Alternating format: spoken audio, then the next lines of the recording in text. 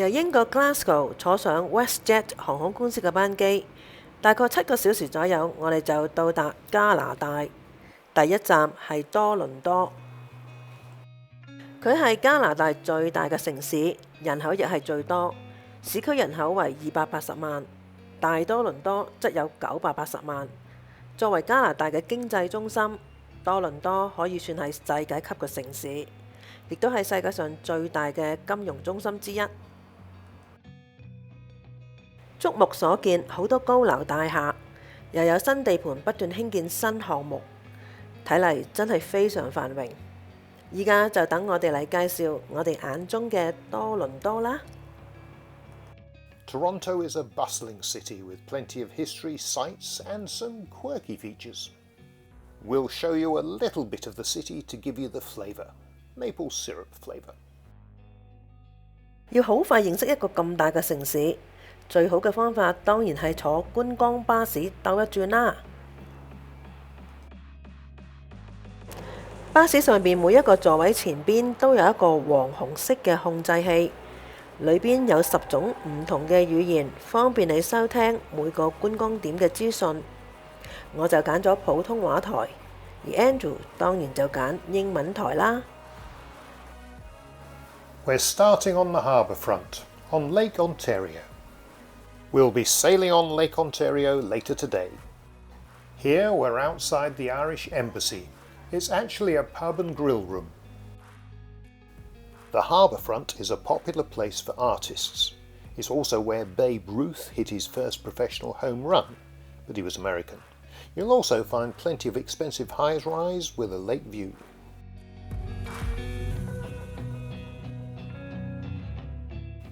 Briefly in the shade, but not one of the best spots. Yonge Street, commonly believed to be 1,896 kilometres long, but most of that is Highway 11, so it's just 86 kilometres long. The Hockey Hall of Fame, and as we're in Canada, that's ice hockey.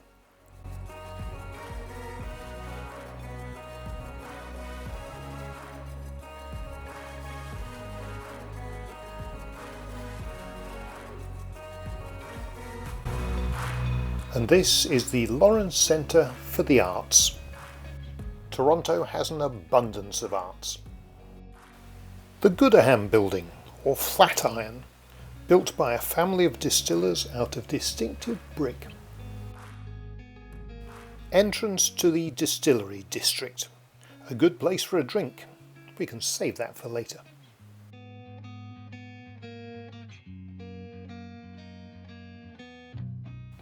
We're approaching St. Lawrence Market. Originally the City Hall, a police station and a jail. Apparently the jail cells were subject to flooding. In the 1970s, a consultant recommended demolishing the market. Thankfully his advice wasn't taken. Now it's a great place for tourists and a good spot to stop for lunch. Back at the Goodaham Building. It really is the shape of an iron. This tram is passing the site of the Great Fire of 1849. They had another in 1904.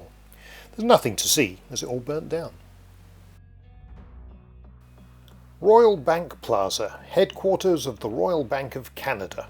The reason it's gold coloured is that the windows are tinted with gold. 71,000 grams, which in 1970 prices when it was built is $70 Canadian per window frame. We are looking towards the City Hall clock tower. This was Toronto's third City Hall from 1899. It's since moved again. The architect's name, E.J. Lennox, is engraved all around the top of the building. Clock tower had a lift until 1920, now just 280 steps. The Basilica, Toronto's cathedral. Built in 1848 and dedicated to St. Michael the Archangel, one of Toronto's most beautiful buildings. The choir from here competed in a competition at the Vatican and won, so they must be good. Outside Eaton Centre on Yonge Street, and they almost demolished the City Hall for this.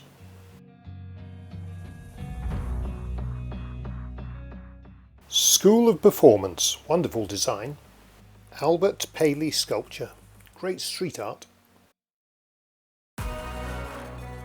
This is a former post office, now a McDonald's and a tea room.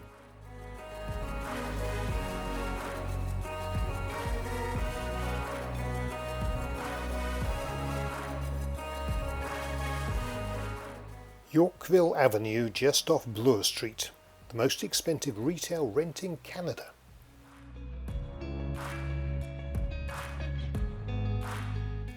Good job the bus doesn't stop here.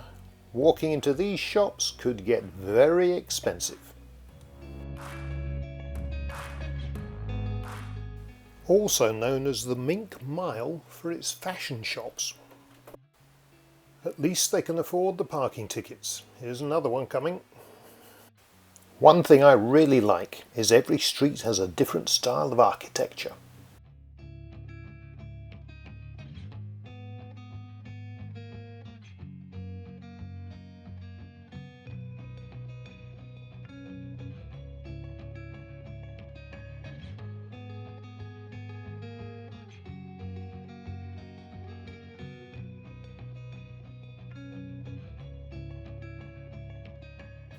I'm not sure if the entrance to this building is a tunnel or an arch, but it's too low for the bus, so we'll turn left here.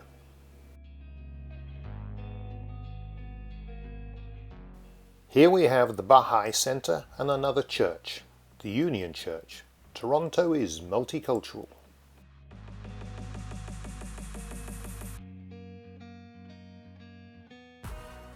After the Madison Avenue pub, we have individual houses.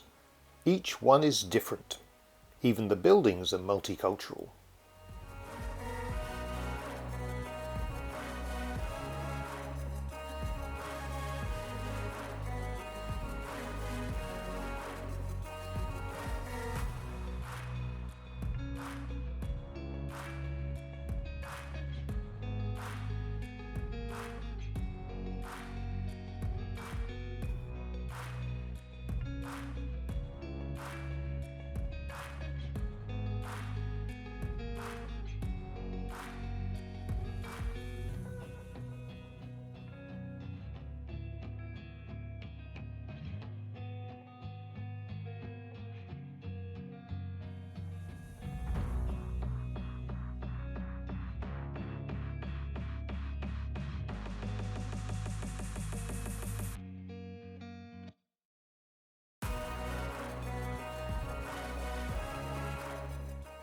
Varsity Blues Stadium. Their football team didn't win a single game from the 2002 to 2007 seasons included. Not a nice record to have.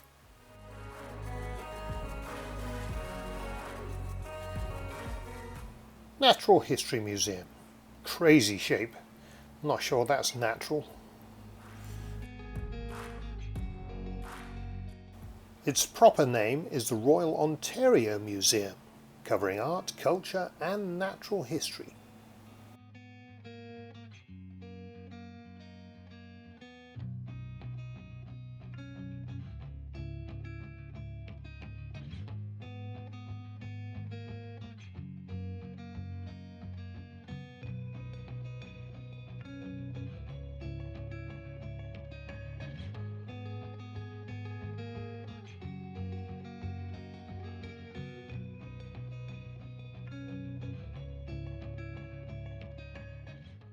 The classical Gattuso and Slate building, part of the Princess Margaret Cancer Centre.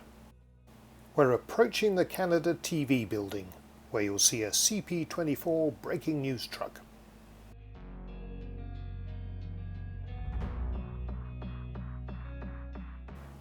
I did warn you.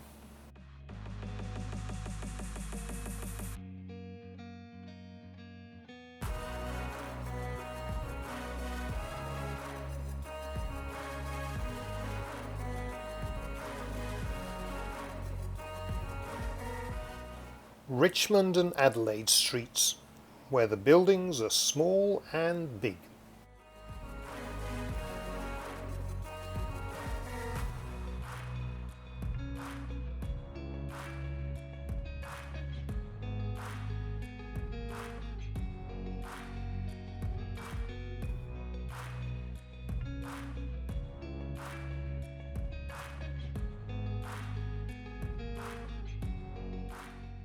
The famous CN Tower. You can look at it from many angles. Union Station. The Canadian 4-day train to Vancouver starts here.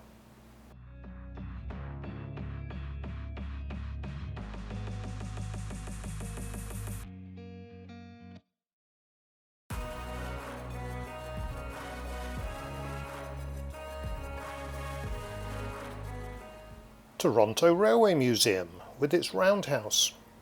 A great place to explore Canada's railway history. The M-City condos, different. More street art, Toronto has plenty of it. Skyscraper boxes. Skyscraper veils, perhaps. Toronto, on the harbour front, one of the Great Lakes, and we're waiting to get onto a boat, not a ferry, as we were told several times, a boat to take us round some of the islands. Should be a nice ride, even though the weather is okay. Dorothy. 而家喺多倫多，咁我哋呢就係多倫多係我哋嘅加拿大第一站。咁我哋會喺呢度咧玩3到4日左右嘅。咁我哋而家坐緊喺個碼頭樹度等緊船，就係遊覽呢個Toronto Island。咁希望天氣好啲啦，而家有少少落雨，不過都冇影響我哋嘅雅致。But not complaining about the weather, because yesterday we had too much sun, and today it's actually quite pleasant for moving around. Well, we expect country like Canada, or particularly Toronto, the weather could be extreme and changeable. Yes. Okay. Time to board. The boat trip is included in our hop-on, hop-off bus ticket. I hope we can get some good seats. These'll do. Top deck, front row. Perfect.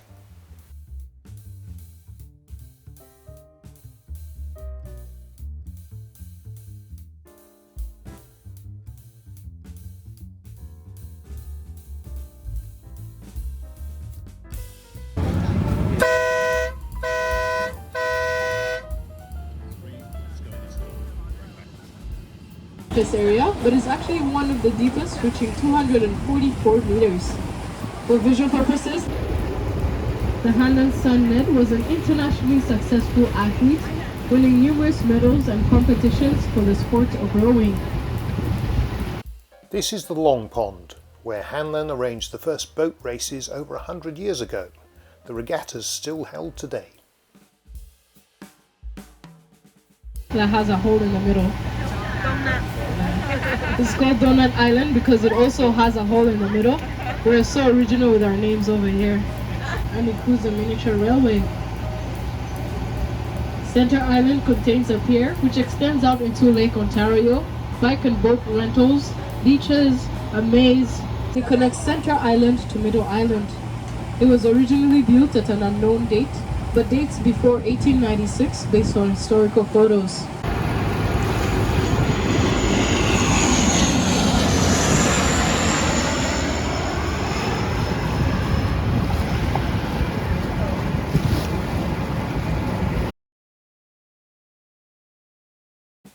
Toronto skyline from Lake Ontario. CN Tower dominates.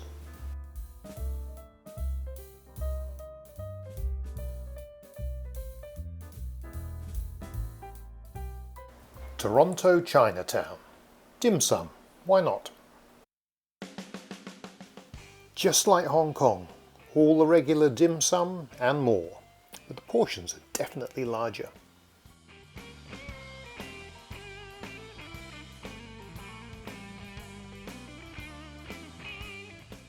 The Queen, Justin Trudeau, the Canadian Prime Minister.